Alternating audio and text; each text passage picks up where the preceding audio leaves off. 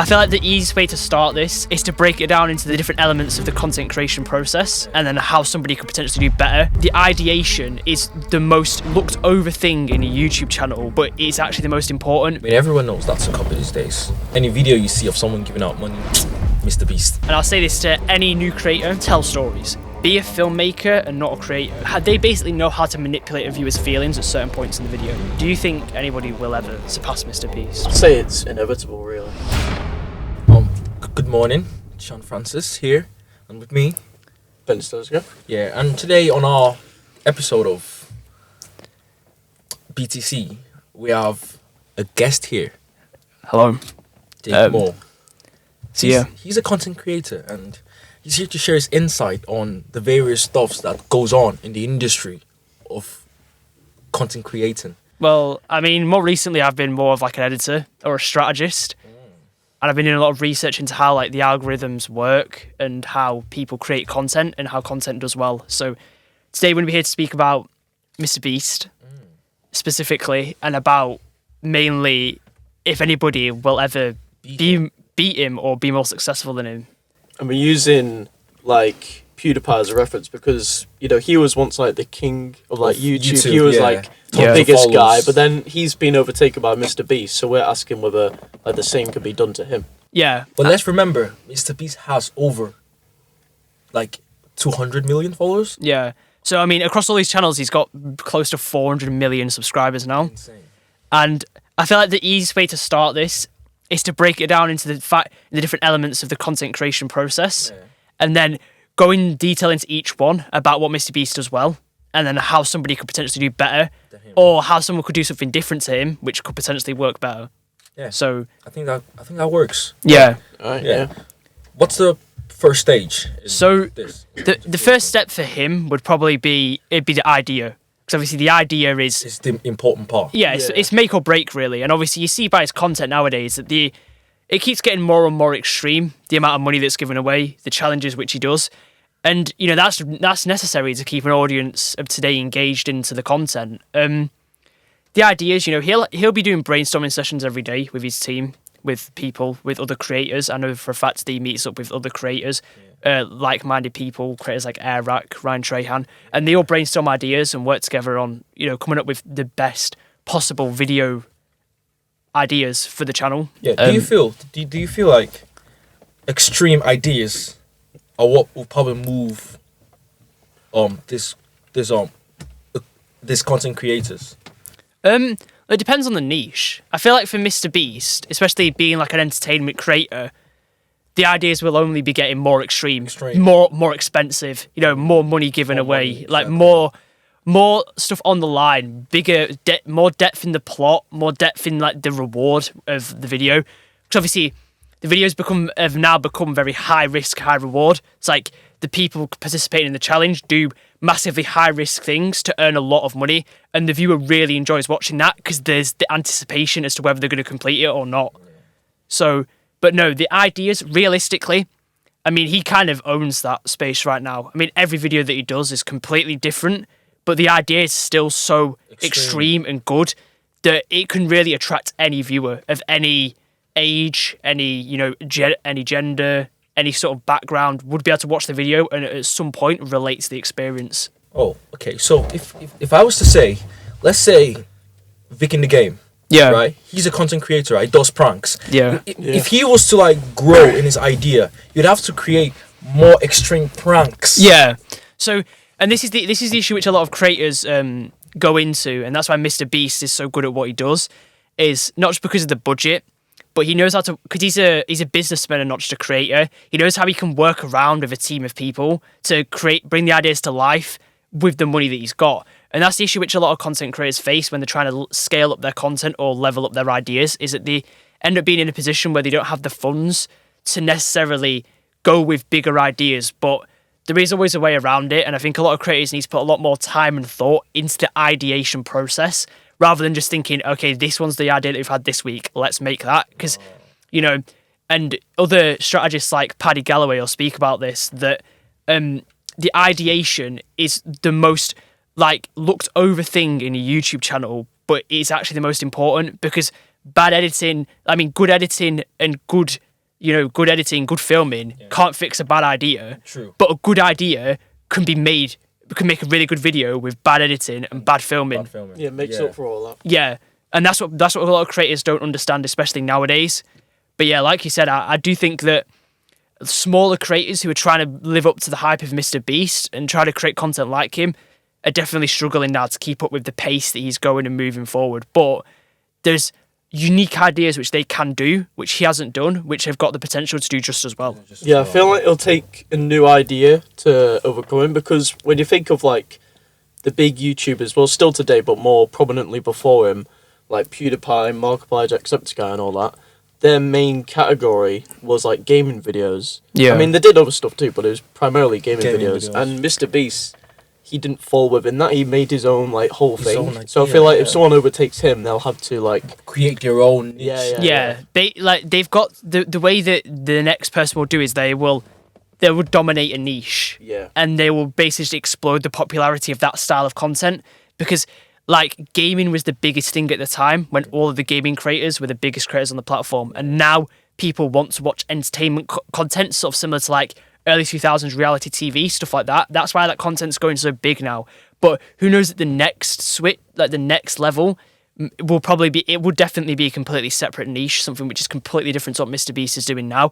And who's to say that the creator which will be in that position isn't creating videos right now in that niche, but just hasn't seen the traction yet. True. Yeah, so we don't know what the next big thing's going to be, basically. No, nobody, and that's the beauty, but also the massive downside of doing YouTube. Is the platform's changing every day, every hour, and nobody knows when something's going to switch. I mean, MrBeast has built longevity with his following, but at some point that will die out, and there will be a point where a different niche and a different creator overtakes.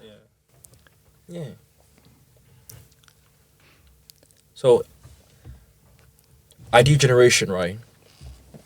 Whoever is going to do this needs a different niche. Great. I would say so, yeah. Yeah. So, after idea generation, what's the next plan?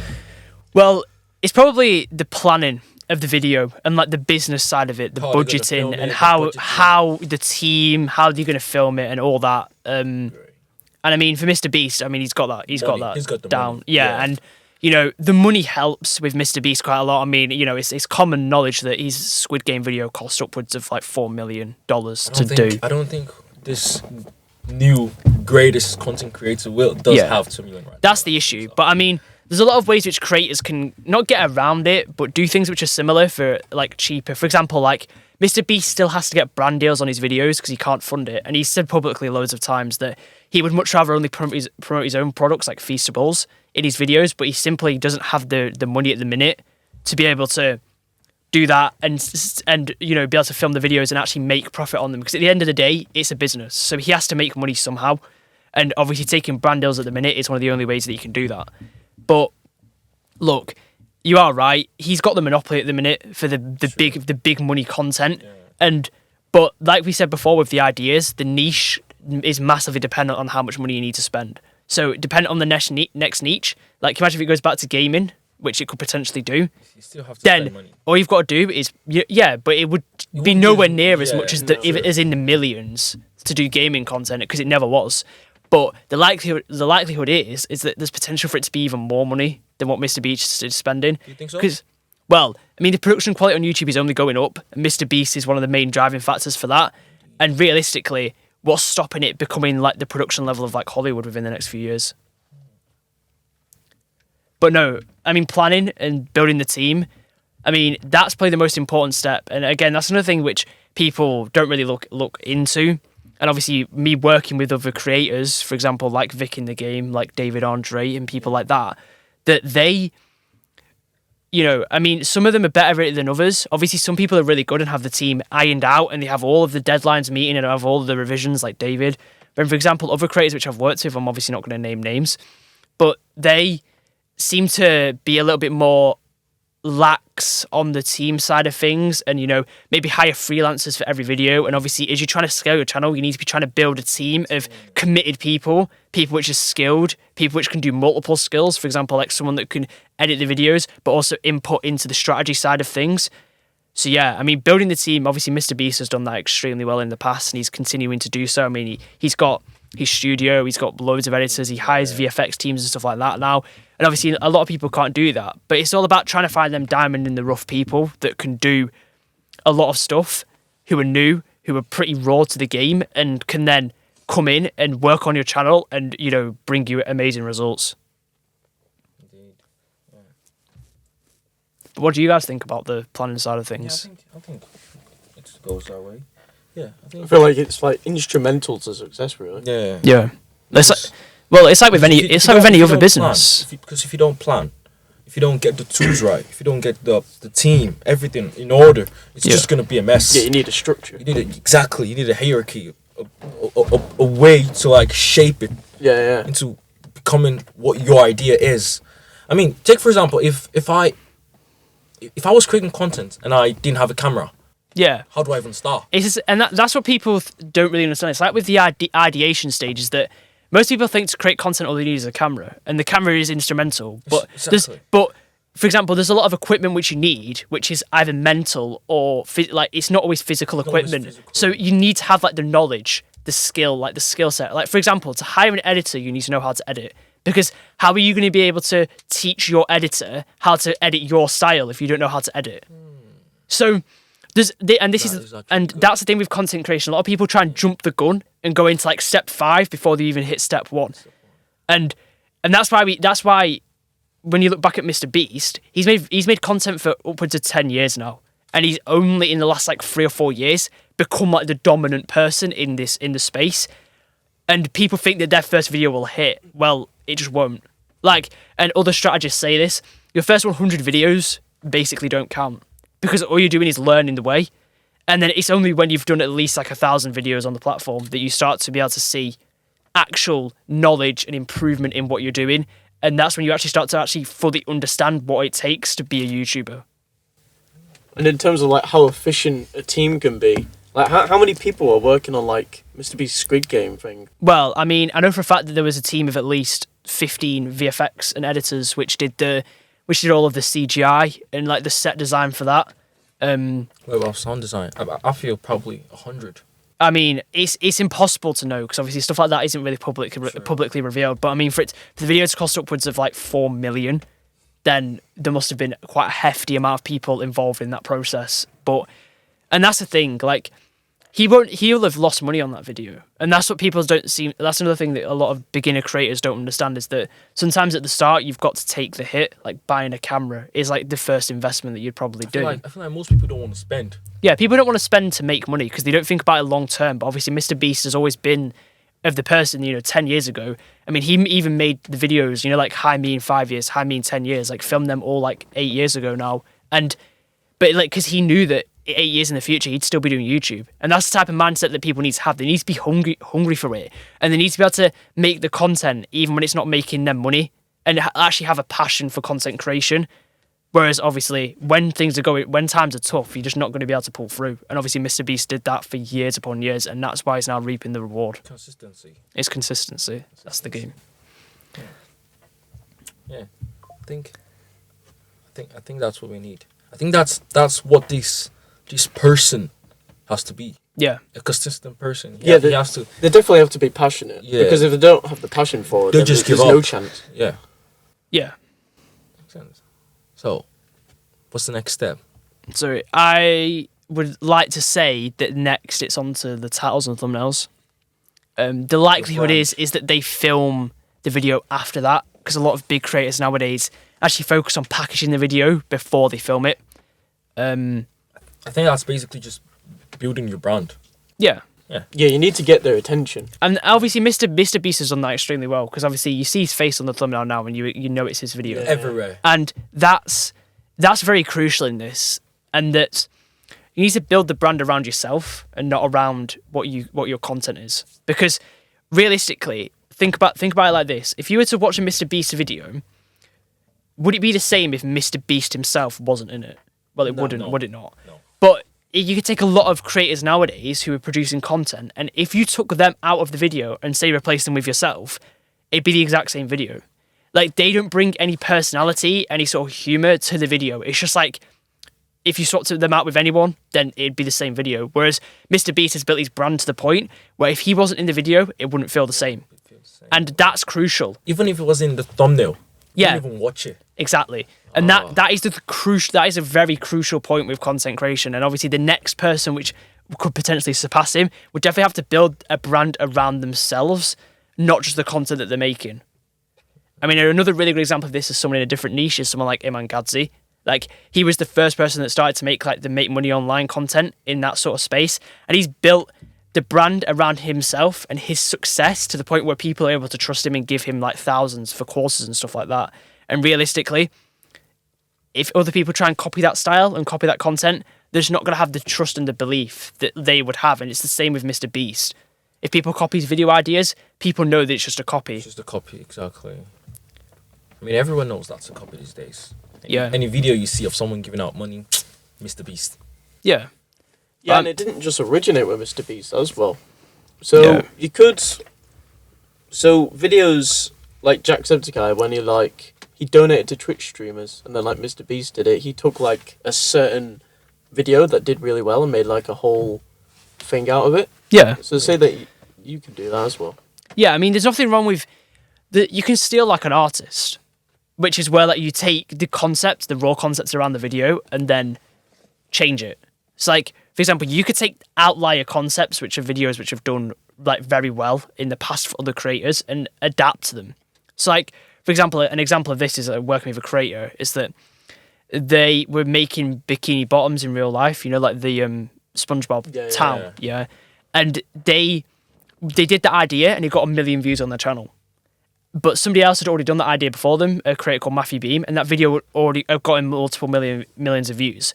Now, if it was me and I was working on the channel at that point, I wouldn't have just recreated the video, because then if you just look at the comments, it's just filled with people saying, well, you're just copying him. Yeah, true. What you do is you take the raw concept. So what have they done? They've built a cartoon town. Okay, so, and the video's done well. So you know that there's an audience for that. So what you do is you take the concept and you adapt it. So for example, you could do something like, I created the Simpsons house. Something like that. Similar, but and it's another cartoon. It's a similar sort of age bracket that would watch that video. So you already know there's an audience there for it. And that's the type of thing which MrBeast did really well at the start, but obviously now has got to shift out to, because he's got nobody to look up to in that sense, because he is now the top. So he has to then be the one which is making that outlier ideas with no reference or strategy. Well, there is strategy, but there's no like proven blueprint, which is like, yes, that video will do extremely well, other than like a lot of external factors and like fundamental analysis into like other genres, other like TV shows and stuff like that. For example, like the Squid Game video. And if you're doing something similar to what someone's already done, you definitely have to like add your own personality and character into it to make it like unique. Yeah, and that's what I was saying before with like, for example, like people just copying other people's video ideas and then not adding anything to it. You just become like, yeah, you might get views off of it, but nobody's subscribing to you because of you. Yeah. And that's the thing, like you'll never be able to grow an audience which is fond of you from that, and you'll just never be able to reach the top doing that. But no, back on like the thumbnails and the titles, I mean, he makes 40 thumbnails per video. 40 iterations he does. He's mentioned it in a podcast before. He makes 40 thumbnails before he uploads nowadays. And I mean some of the beginning ones are poor. But for example, you would probably be able to look at like the 5th or 6th one and it'd be like indistinguishable from the 40th. But to him, he notices the very minor strategic parts of it. But to him, the formula is always to keep it simple, have a main focus point, which will either be his face or something that's going on. For example, in the videos like the £1 versus like £100 million car videos, stuff like that he does, like the 1 versus 100 million series. He always just has his face and then one focal point. No like extravagant stuff. It's like him or the house, or like him and then the car. Because if he then overloaded it, the viewer wouldn't know what to look at on the thumbnail, and it's quite visually overloading. Sure. And that's why it's like, for example, he has very little text in his thumbnails. Like if you can't read the text when you zoom out with the thumbnail, then why have it on there? Because the viewer's not going to notice it. He always just has like simple, bold text which you could read from any distance. And that's key. It's not keeping the thumbnails massively, like, it's keeping the thumbnails very simple, but to the point where it either inflicts mystery, curiosity, or fear. They're the 3 emotions which should be in the thumbnail. Preferably if you can have more than one, it's good. But mainly MrBeast is like curiosity. So people look at it and are like, oh, what's this? What's gonna happen? Yeah, what's going to happen? And same with the titles as well. They always inflict like some sort of emotion, which makes the viewer want to click. It's never just like repeating the thumbnail in the title. It's something different.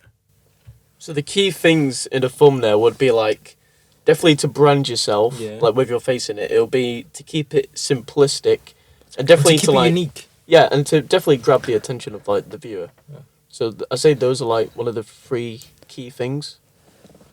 So like branding, keeping it simplistic, and like grabbing the attention of the viewer. Yeah, I think so. But yeah, like the packaging, which is like nowadays, it also includes the intro of the video as well because of YouTube's autoplay feature. Which, you know, where like when you hover over a video, like you can see the first few seconds, 15 frames or so of the video. And MrBeast does this extremely well, where the thumbnail normally matches the action of the introduction. Like most of the time, the thumbnail is the first frame of the video. For example, a good example of this is the yacht video. You know, the £1 boat versus like a $1 billion yacht. Yeah. The first frame of the video and of the autoplay is the same frame of like the golden yacht, which is used in the thumbnail.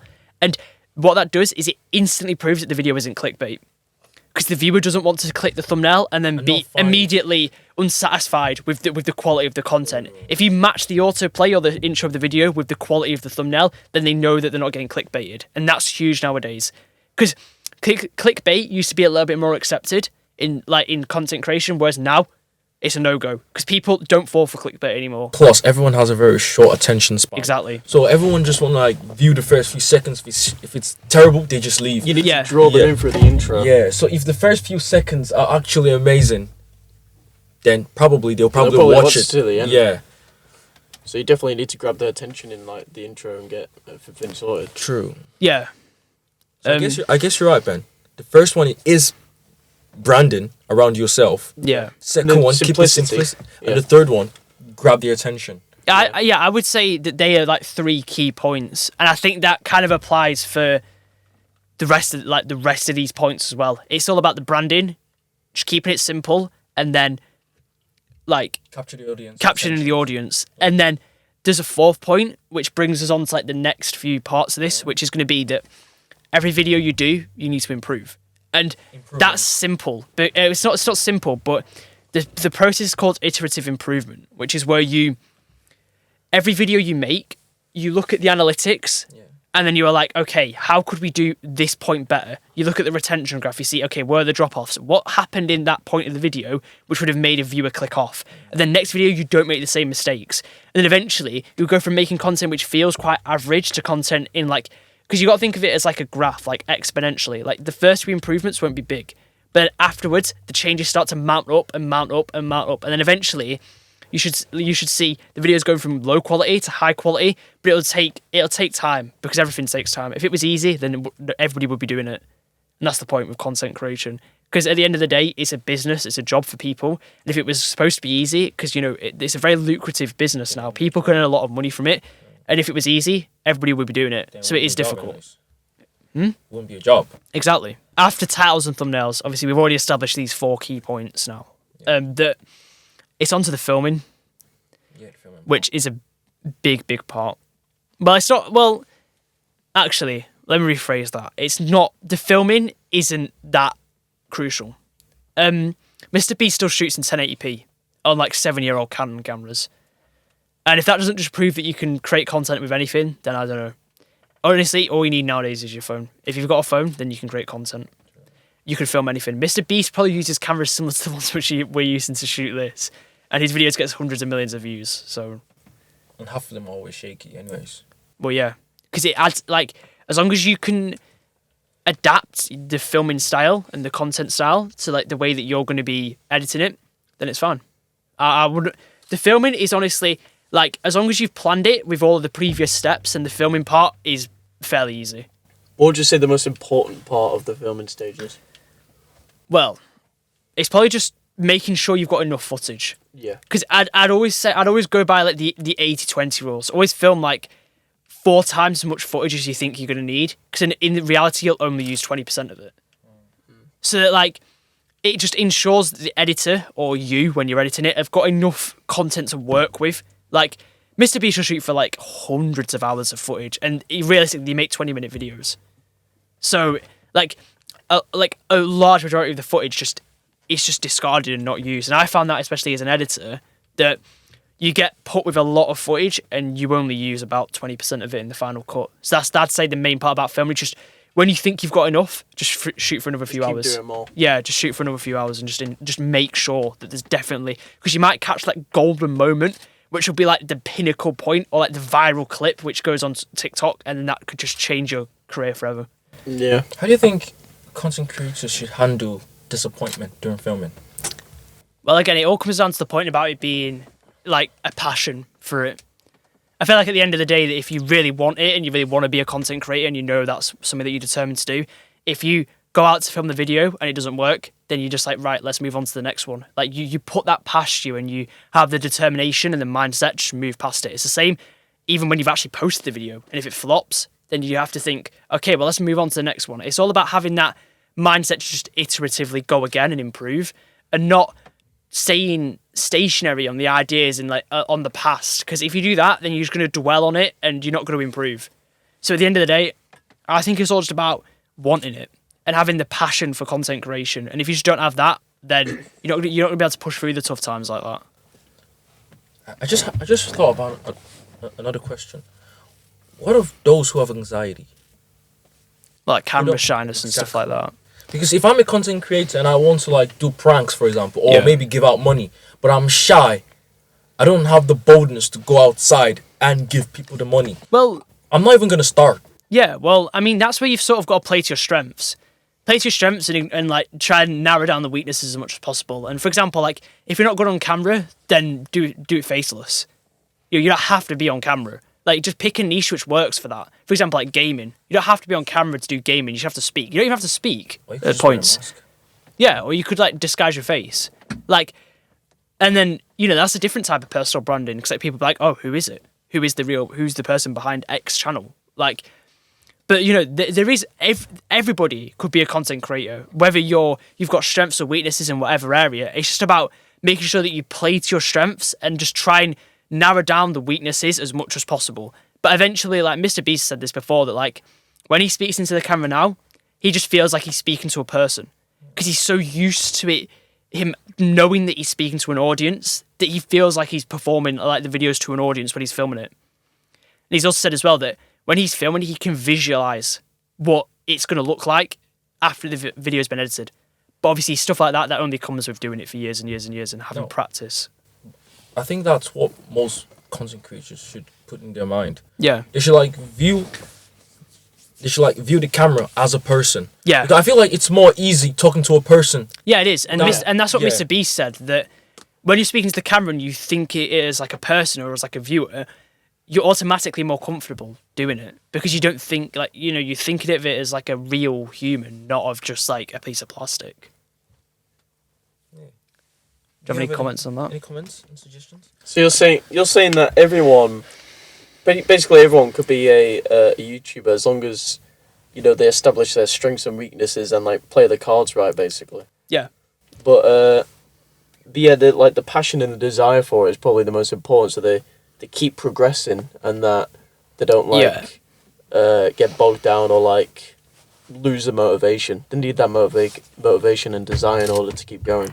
Yeah. So that's probably like one of the most instrumental parts of it. And that naturally can happen when you play to your strengths.